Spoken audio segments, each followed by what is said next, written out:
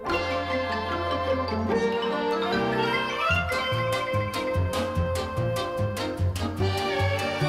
everybody, it's Chris Eads, known online as Wootini, here with another Gay Gamer video podcast. The movie this week is Knock at the Cabin, which I liked. There's a gay couple and their adopted daughter, and they're staying vacationing in a cabin in the woods, and these four mysterious strangers come to the house and say the apocalypse is coming, and the only way to stop the world from ending is for one of them to sacrifice one of them. Someone in the family has to sacrifice themselves and be killed by the other member of the family so that the apocalypse will not happen. And it was good. I liked it. There was a plot point that was nagging at me, and I was like, why is no one mentioning this? This is bothering me. And then the ending sort of fell a little bit flat. Like, it was okay, but I was like, I wanted a little more punch from the ending. Just sort of petered out. There's no twist this time, even though it's M. Night Shyamalan. There's no twist. It's just interesting and, weird. But then what I did was, it's based on a book called The Cabin at the End of the World. And I looked that up, and it turns out that the plot point and the ending that I was not crazy about are the two things that they changed from the book. Everything else is basically the same as the book, except for this one plot point that bothered me, and I don't know why they changed it, because it makes it make less sense. And then the ending, which at first reading the synopsis of the book, I was like, oh God, I can't believe they would do that. I'm glad they changed that for the movie. But then I reached the ending and I'm like, no, they should have done that and left the ending the same as the book, because it would have been much more powerful. And interesting. So, oh well. It's still good. It's just disappointing to know that if they just hadn't fucked with the book, that it would have been better, Oh well.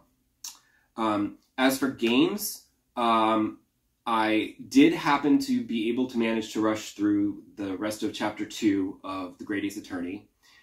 So I finished that chapter, that episode.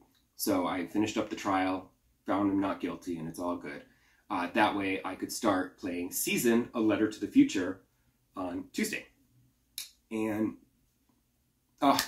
Season was kind of wonderful. I say was because while I did try not to rush through it, knowing as an indie game it was probably going to be a little short, I tried to take my time. But I did enjoy exploring this world so much that I did end up finishing it in 5 days. I was done. I started it on Tuesday. I was done by Saturday. Which is a bit sad, because I wish there was more to it. Because I don't feel like it was too short. I don't feel like I got ripped off. But I do wish that there was more to explore, because it was just so wonderful. And the experience of exploring this world and meeting these characters and everything, it was just lovely. The premise is basically the world, which is sort of like our world, but it's definitely not our world. It's coming to an end. The season, there's different eras of this world called seasons. And every time a season comes to an end, a new season begins, and it's a different type of world. And everything slightly changes and whatever. So you set out on a journey to document this world so that you can have a record of it so that people don't forget this particular season in time. And it's just lovely. It's very spiritual. It's very zen. You're just walking around and you're taking pictures of things and you're recording sounds and you're talking to the people that you meet and you're learning more about this world and different kinds of people and how they live. And it's all, I found it very fascinating. Your mileage may vary. The graphics are stunning. It's a kind of a cartoony feel to it, but it's so beautiful, and it helps keep it from being too realistic, because it's also like our world, but a more fantasy kind of world that's like ours, but more magical. So the visuals, the cartoony visuals help with that. The soundtrack is lovely. I could only find 2 tracks on Spotify, sadly. Hopefully they'll release the whole thing at some point. The voice acting is kind of all over the map. Some of the actors are quite good, others are not so good. The actress playing the lead character is both. Sometimes she's good and sometimes she's flat. I think it's because sometimes she gives like these monologues and those are fine, but when it's like, when you take a picture of something and she has something to say about that particular subject, it's just this quick little snippet and it just ends up feeling kind of flat and there's no emotion to it. It's weird. So it's sort of hit or miss with the voice acting, but overall, it's technically lovely. I would have liked a photo mode. It's disappointing. There's this, one of the major gameplay elements is you're taking pictures to document this world. You're taking pictures of the people, the settings, the animals, everything. And it's like, I just want to be able to extract those pictures from the game so that I can upload them to social media and show them off, because some of it is quite lovely. And I know a whole photo mode would have been a lot to implement. That's a big deal. And for an indie developer trying to get a game out that's already been delayed a couple times, maybe not worth it. But if you could just let me see those photos the Instamatic photos that I'm taking, little Polaroids, if you could let me see them full screen so that I could screenshot them, that would have been lovely. And I'm thinking maybe that wouldn't have been quite as hard to do, but whatever. Replayability, unfortunately, is kind of low. The journey is the journey, and Tiang Valley is what you explore. And I mean, there might have been a couple of nooks and crannies that I missed, but I think I saw everything that was major. There are certain sections where you make dialogue choices or action choices. Like in the beginning, you make a talisman to a pendant that like will protect your mind from the mind sickness out in the Tiang Valley. And you pick 5 items to use for the 5 senses to make your pendant. And you could go back and choose different things, but the overall story is still going to be the same, and it's not going to really change anything. You'll just get slightly different dialogue. And like when you're interviewing a character, you have dialogue options, and you'll just get a different side of their story. Instead of asking them about this, you ask them about that. So they'll tell you this, So you'll hear different things, but it's not going to change. It doesn't really change the overarching story. There is one decision towards the end where I think if I had chose differently, there would have been different dialogue at the very end.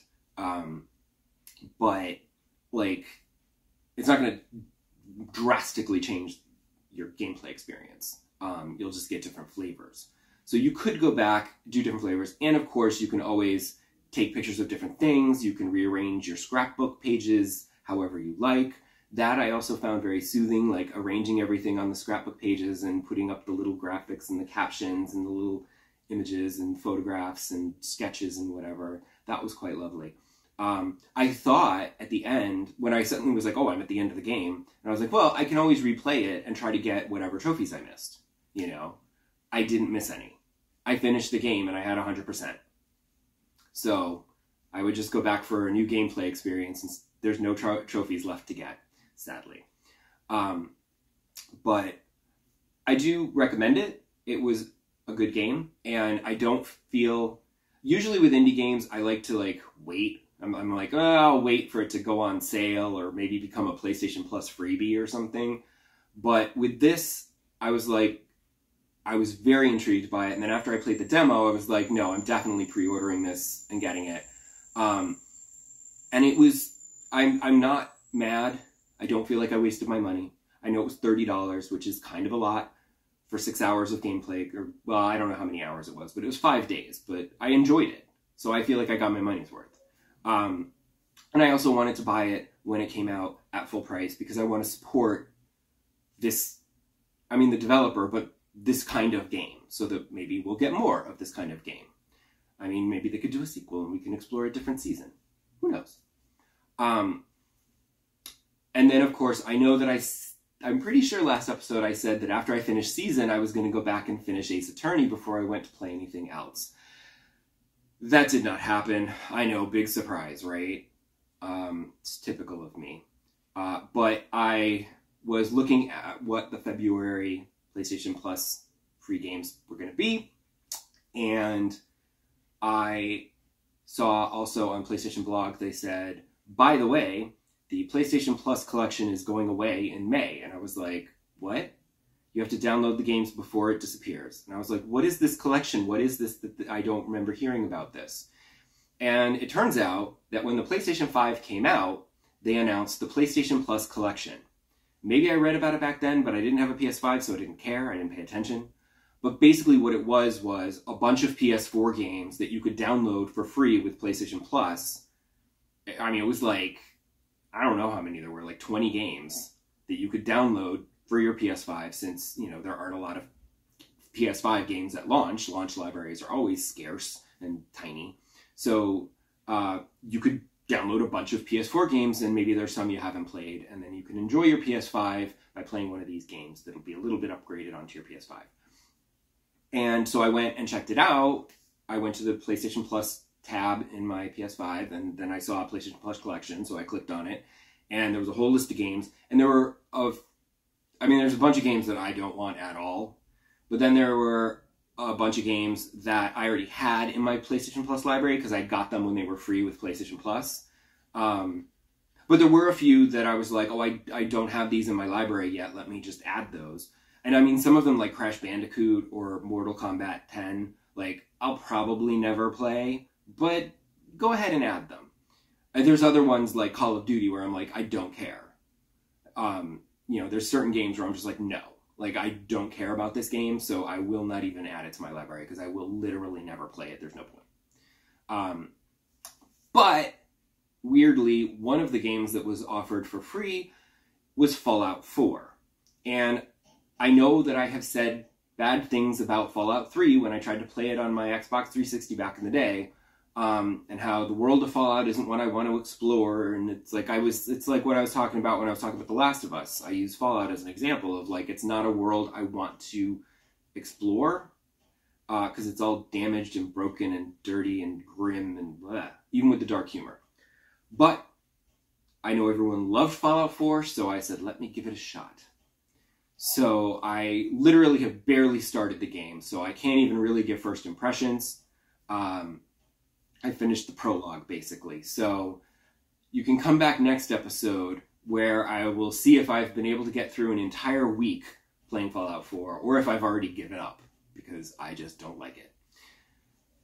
See what happens. See you next time. Bye!